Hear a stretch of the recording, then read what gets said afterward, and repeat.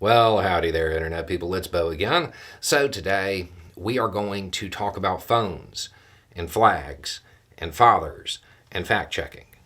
Because I got a message, and it's from somebody who doesn't want to share bad information, but is somebody who might do it unintentionally. And they're kind of asking for a fact check on something. So, we're going to give it to them. Here's the message. I started watching your videos because my daughter posts them below posts I share on Facebook. I've been waiting for one on the satellite phone senators were given. Does your silence mean this is real, or does it mean you haven't heard about it? Could you email me back or make a video? If you don't know what's being said, they claim the phones were given to senators to be ready for a coup to keep Biden in office. It's from the name of a Facebook page that I'm absolutely not going to advertise. It purports to be a home for journalists. It's from this page, and they've been wrong before. Okay, so I spent about 25 minutes looking at the various claims. Now, the claims are all pretty much the same, with the exception of why they were given. First part of it is that half of senators were given this special secure satellite phone. From there, it deviates. It's because there's a coup attempt coming from Biden. There's, it's nukes, it's chemicals, it's the train. And then once the whole U-Haul thing happened, they tried to tie it into that as well. There's a bunch of different claims circulating around this. Now, once I had a good read on what the claims were, I timed myself to find out how long it was going to take to fact check it. 12 minutes and 46 seconds. Keep that in mind when you are viewing these outlets in the future. It didn't take long to find the accurate information. Didn't take long at all. They could have done this. Okay, so like any good theory, part of it has to be true. There were satellite phones given to some senators. That's not really unusual, though. We've talked about COG plans on the channel before, continuity of government plans. They exist for all kinds of things. So, secure communications being distributed, that's a thing. It could definitely happen. Nothing unusual about that. What is weird is that it's only the Senate, right? That's unusual. Like continuity of government without the House of Representatives, that doesn't make any sense. And that only a limited number of them got it. So, that's where you start looking. The Senate. It's specific to the Senate. What you will find out is that back in April, the new Sergeant of Arms at the Senate gave testimony about it.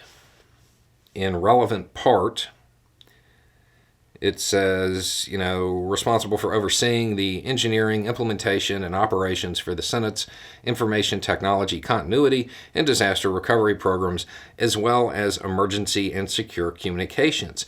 This includes the Senate's radio infrastructure, communication security, mobile command vehicles, satellite communications, data center continuity, and support for national security special events. Okay, so the reason these phones were given actually does have something to do with what I would call a coup attempt. These are upgrades to Senate security because of January 6th. That's what it's about. That's why it's happening. The new Sergeant of Arms there is implementing some new procedures. That's why it's just the Senate, because it's the Senate Sergeant at Arms. It's not a secret. There was testimony about it more than a month ago. That's all there is to it. It's not a nefarious plot. It's just upgrading their security. It's dangerous to go alone. Here, take this.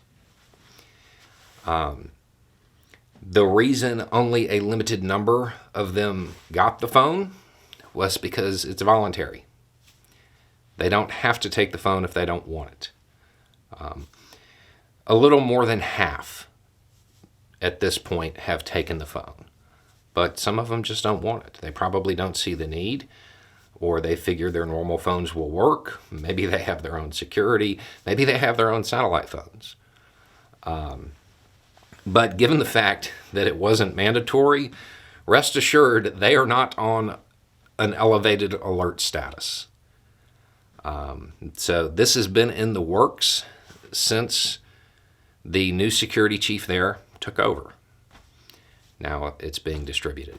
There's all kinds of other security upgrades going on. So no, it's not anything to worry about. It's not connected to anything else. Okay, so next time, don't wait. If you are looking for a fact check on some kind of wild theory that is spreading all over Facebook, and you don't want to be somebody whose daughter says, "Don't listen to my dad, he gets his news from Facebook," send it to me right away. I will happily go through and fact check anything like that. It's seeing people realize that some of these outlets, and you're paying attention, they've been wrong before, right? Seeing people start to realize that they're being kind of farmed for clicks, that's really exciting for me. So I will happily fact check anything else you have. Now, let's talk about flags, because while I was scrolling looking at this, I found another one. The U-Haul thing. A whole bunch of people are convinced that one of the reasons it's a setup is because the flag was taken out and laid on the ground open like it was there for a photo op, making sure that everybody could see it. It's to make those people look bad. Okay, here's the wild part. It was almost certainly laid out like that for a photo op. That's true. Generally speaking, when you're collecting evidence, you take a photo of it and you spread it out. Y'all have never seen CSI? So there's just an extra one that at this moment is only on Twitter, but I'm sure eventually it'll make it to Facebook. Yeah, it was spread out. It was probably spread out to be photographed by law enforcement to catalog all of this stuff. You're not dealing with local cops. That was the Secret Service. They document everything. I would imagine they probably did the same thing with just about everything in that van. So, there you go. No big mystery behind the phones. No big mystery behind the flag. All of this stuff is super normal. When you get this kind of information, one of the things that you should do is actually read the full article that they cite. A lot of them, and it's true in this case, they'll put out an article and they'll quote just a section of it. Find the article that it's quoted from, because that's what gives it the authority, right? CBS, I think, was the outlet, reported on the satellite phones.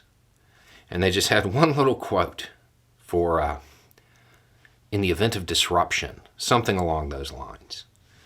And it sounded really scary. But if you go actually read the original article, I mean, it says everything that I just said with the exception of it was discussed in April in the testimony, its new security measures because of January 6th, and there's more coming. Like, it lays it all out pretty well. That will help you fact check on your own. But seriously, anytime you see something like this, send me a message. Anyway, it's just a thought. Y'all have a good day.